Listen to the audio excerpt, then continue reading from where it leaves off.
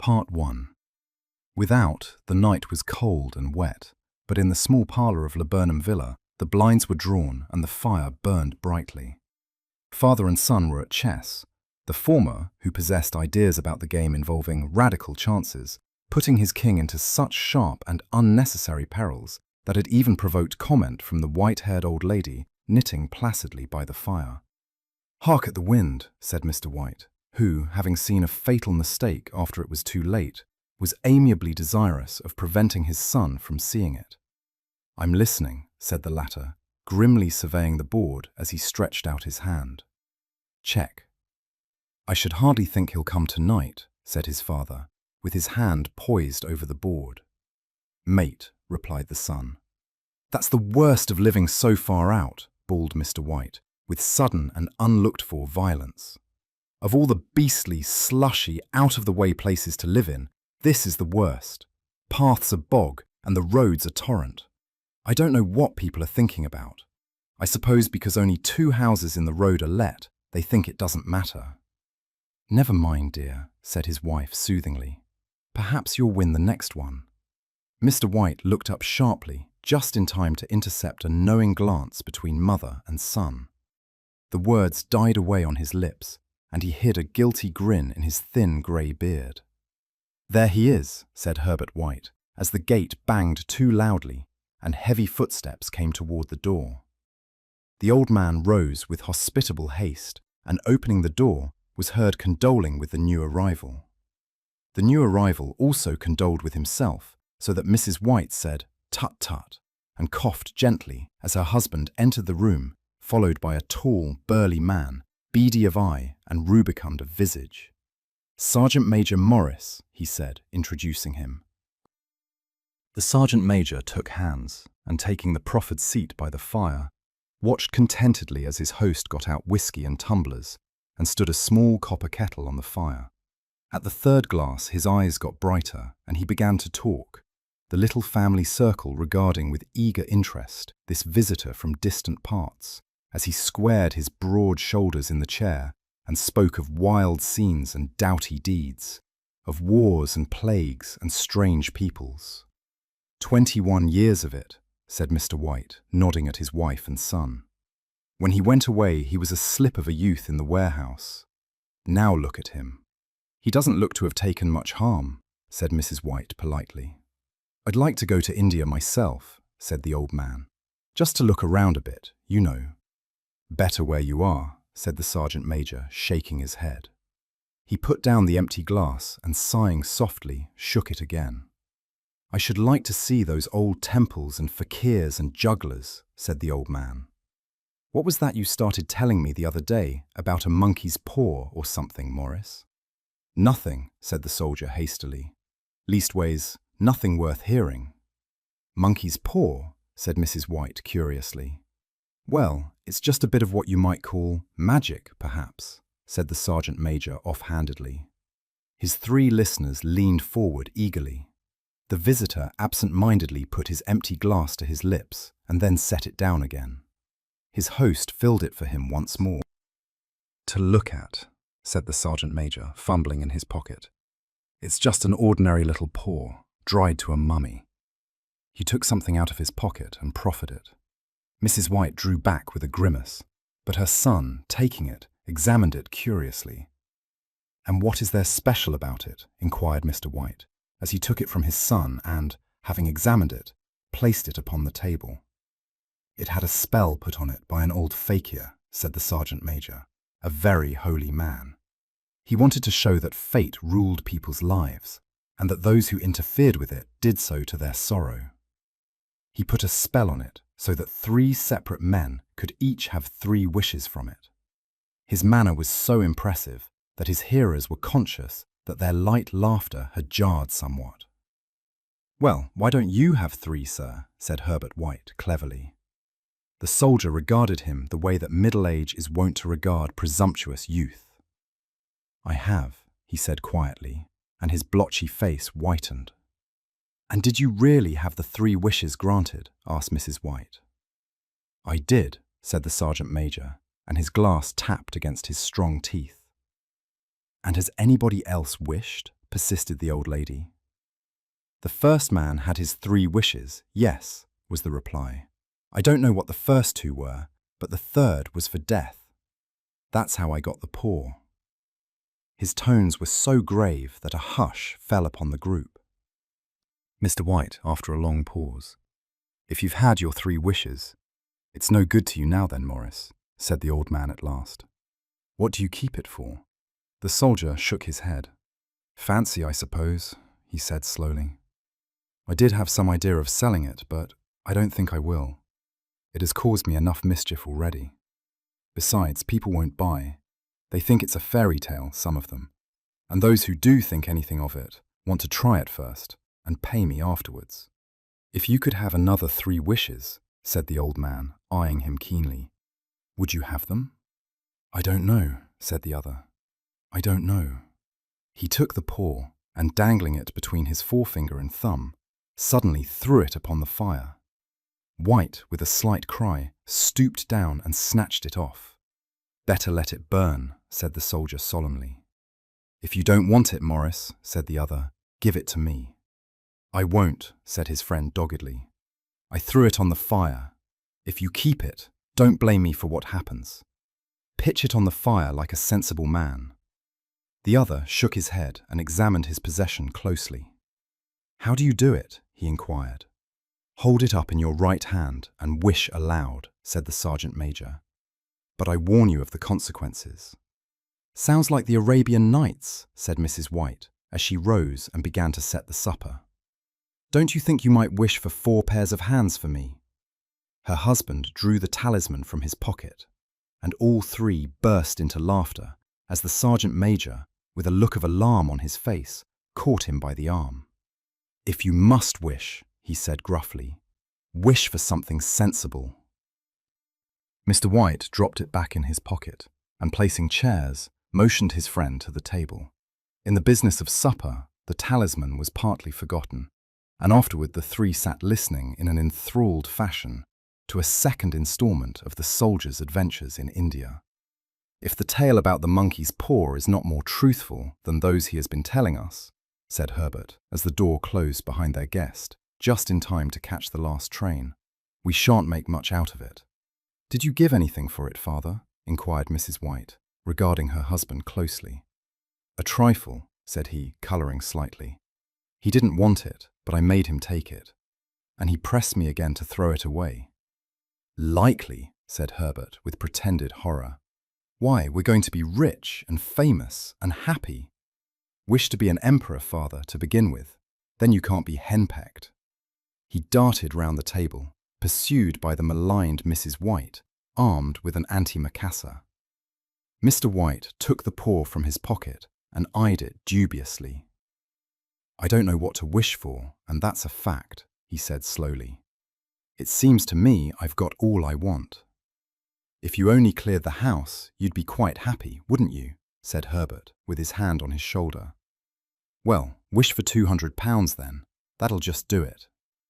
His father, smiling shamefacedly at his own credulity, held up the talisman, as his son, with a solemn face somewhat marred by a wink at his mother, sat down and struck a few impressive chords. I wish for £200, said the old man distinctly. A fine crash from the piano greeted his words, interrupted by a shuddering cry from the old man. His wife and son ran toward him. It moved, he cried, with a glance of disgust at the object as it lay on the floor. As I wished, it twisted in my hand like a snake. Well, I don't see the money, said his son, as he picked it up and placed it on the table, and I bet I never shall. It must have been your fancy, father, said his wife, regarding him anxiously. He shook his head. Never mind, though, there's no harm done, but it gave me a shock all the same. They sat down by the fire again while the 2 men finished their pipes. Outside, the wind was higher than ever, and the old man started nervously at the sound of a door banging upstairs. A silence, unusual and depressing, settled on all 3, which lasted until the old couple rose to retire for the rest of the night. "I expect you'll find the cash tied up in a big bag in the middle of your bed," said Herbert, as he bade them good night, "and something horrible squatting on top of your wardrobe, watching you as you pocket your ill-gotten gains." He sat alone in the darkness, gazing at the dying fire and seeing faces in it. The last was so horrible and so simian that he gazed at it in amazement. It got so vivid that, with a little uneasy laugh, he felt on the table for a glass containing a little water to throw over it. His hand grasped the monkey's paw, and with a little shiver, he wiped his hand on his coat and went up to bed. Part 2. In the brightness of the wintry sun next morning, as it streamed over the breakfast table, he laughed at his fears. There was an air of prosaic wholesomeness about the room which it had lacked on the previous night, and the dirty, shriveled little paw was pitched on the sideboard with a carelessness which betokened no great belief in its virtues. "I suppose all old soldiers are the same," said Mrs. White. "The idea of our listening to such nonsense! How could wishes be granted in these days? And if they could, how could £200 hurt you, father?" "Might drop on his head from the sky," said the frivolous Herbert. "Morris said the things happened so naturally," said his father, "that you might, if you so wished, attribute it to coincidence." "Well, don't break into the money before I come back," said Herbert as he rose from the table. "I'm afraid it'll turn you into a mean, avaricious man, and we shall have to disown you." His mother laughed, and following him to the door, watched him down the road, and returning to the breakfast table, was very happy at the expense of her husband's credulity. All of which did not prevent her from scurrying to the door at the postman's knock, nor prevent her from referring somewhat shortly to retired sergeant majors of bibulous habits when she found that the post brought a tailor's bill. "Herbert will have some more of his funny remarks, I expect, when he comes home," she said as they sat at dinner. "I dare say," said Mr. White, pouring himself out some beer. "But for all that, the thing moved in my hand. That I'll swear to." "You thought it did," said the old lady soothingly. "I say it did," replied the other. "There was no thought about it. I had just— What's the matter?" His wife made no reply. She was watching the mysterious movements of a man outside, who, peering in an undecided fashion at the house, appeared to be trying to make up his mind to enter. In mental connection with the £200, she noticed that the stranger was well dressed and wore a silk hat of glossy newness. 3 times he paused at the gate and then walked on again. The 4th time he stood with his hand upon it, and then with sudden resolution flung it open and walked up the path. Mrs. White at the same moment placed her hands behind her and, hurriedly unfastening the strings of her apron, put that useful article of apparel beneath the cushion of her chair. She brought the stranger, who seemed ill at ease, into the room. He gazed at her furtively and listened in a preoccupied fashion as the old lady apologized for the appearance of the room and her husband's coat, a garment which he usually reserved for the garden. She then waited as patiently as her sex would permit for him to broach his business, but he was at first strangely silent. "I was asked to call," he said at last, and stooped and picked a piece of cotton from his trousers. "I come from Moore and Meggins." The old lady started. "Is anything the matter?" she asked breathlessly. "Has anything happened to Herbert? What is it? What is it?" Her husband interposed. There, mother," he said hastily. "Sit down and don't jump to conclusions. You've not brought bad news, I'm sure, sir," and he eyed the other wistfully. "I'm sorry," began the visitor. "Is he hurt?" demanded the mother wildly. The visitor bowed in assent. "Badly hurt," he said quietly, "but he is not in any pain." "Oh, thank God," said the old woman, clasping her hands. "Thank God for that. Thank—" She broke off as the sinister meaning of the assurance dawned on her, and she saw the awful confirmation of her fears in the other's averted face. She caught her breath, and turning to her slower-witted husband, laid her trembling hand on his. There was a long silence.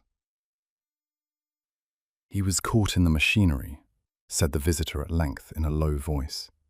Caught in the machinery, repeated Mr. White in a dazed fashion. Yes. He sat staring out of the window and, taking his wife's hand between his own, pressed it as he had been wont to do in their old courting days nearly 40 years before. He was the only one left to us, he said, turning gently to the visitor. It is hard. The other coughed and, rising, walked slowly to the window. The firm wishes me to convey their sincere sympathy with you in your great loss, he said without looking round. I beg that you will understand I am only their servant and merely obeying orders. There was no reply. The old woman's face was white, her eyes staring, and her breath inaudible. On the husband's face was a look such as his friend the sergeant might have carried into his first action. I was to say that Moore and Meggins disclaim all responsibility, continued the other. They admit no liability at all, but in consideration of your son's services, they wish to present you with a certain sum as compensation. Mr. White dropped his wife's hand and, rising to his feet, gazed with a look of horror at his visitor. His dry lips shaped the words. How much? £200 was the answer. Unconscious of his wife's shriek, the old man smiled faintly, put out his hands like a sightless man, and dropped, a senseless heap, to the floor. Part 3.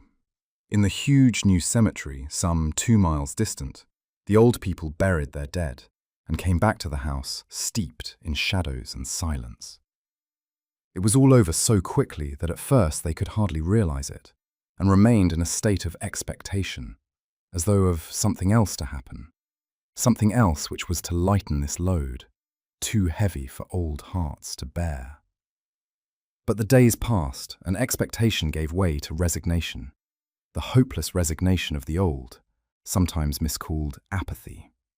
Sometimes they hardly exchanged a word, for now they had nothing to talk about, and their days were long to weariness. It was about a week after that the old man, waking suddenly in the night, stretched out his hand and found himself alone. The room was in darkness, and the sound of subdued weeping came from the window. He raised himself in bed and listened. Come back, he said tenderly. You will be cold. It is colder for my son, said the old woman, and wept afresh. The sounds of her sobs died away on his ears. The bed was warm and his eyes heavy with sleep. He dozed fitfully and then slept until a sudden, wild cry from his wife awoke him with a start. The paw! She cried wildly. The monkey's paw! He started up in alarm. Where? Where is it? What's the matter? She came stumbling across the room toward him. I want it, she said quietly. You've not destroyed it.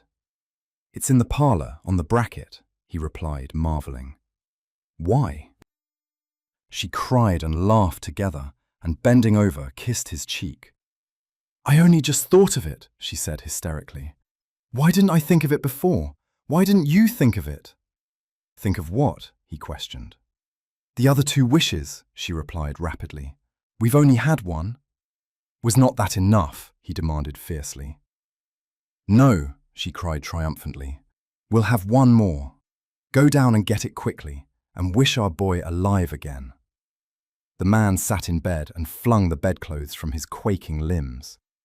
Good God, you are mad, he cried aghast. Get it, she panted. Get it quickly, and wish, oh my boy, my boy. Her husband struck a match and lit the candle. Get back to bed, he said unsteadily. You don't know what you are saying. We had the first wish granted, said the old woman feverishly. Why not the second? A coincidence, stammered the old man. Go, get it, and wish, cried his wife, quivering with excitement. The old man turned and regarded her, and his voice shook.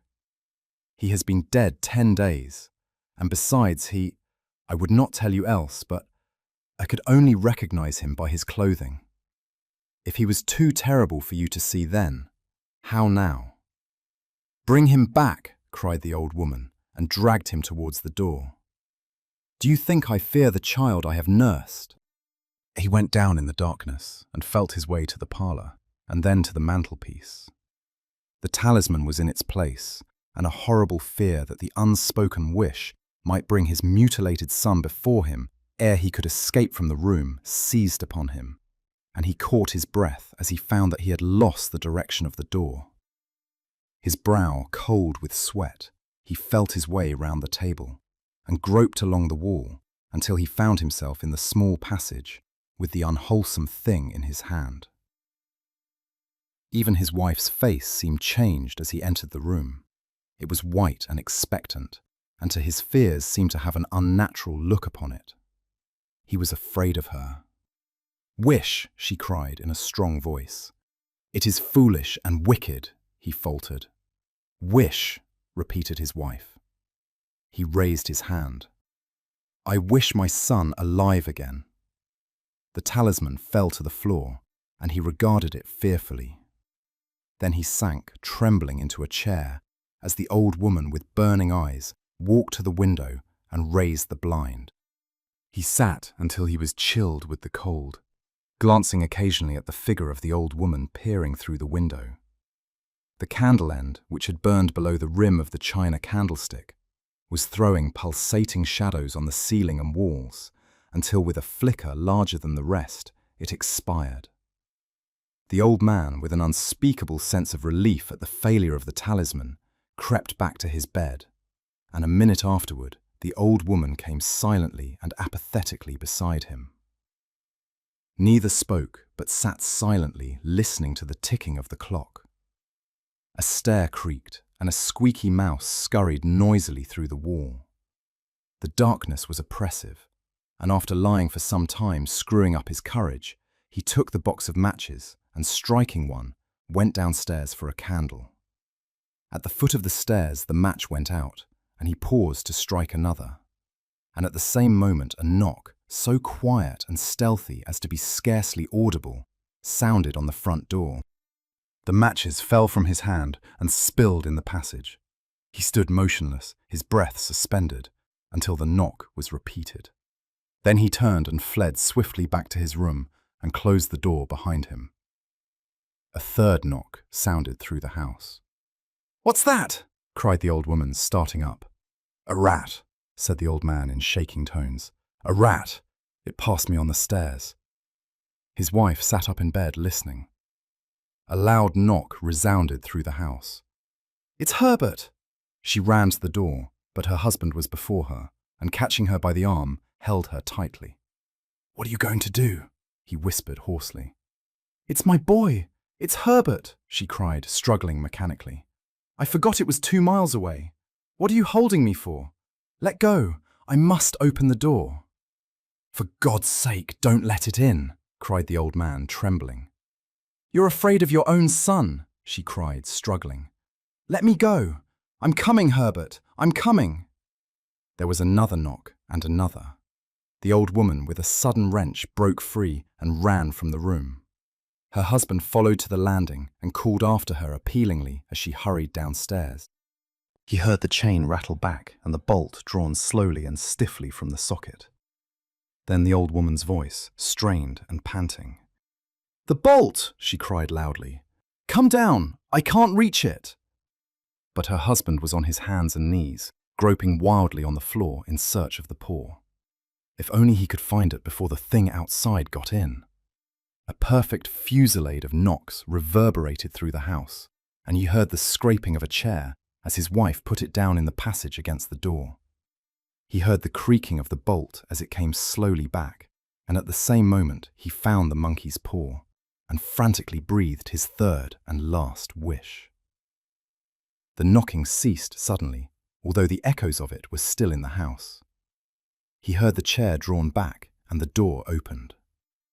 A cold wind rushed up the staircase, and a long, loud wail of disappointment and misery from his wife gave him the courage to run down to her side and then to the gate beyond. The street lamp, flickering opposite, shone on a quiet and deserted road.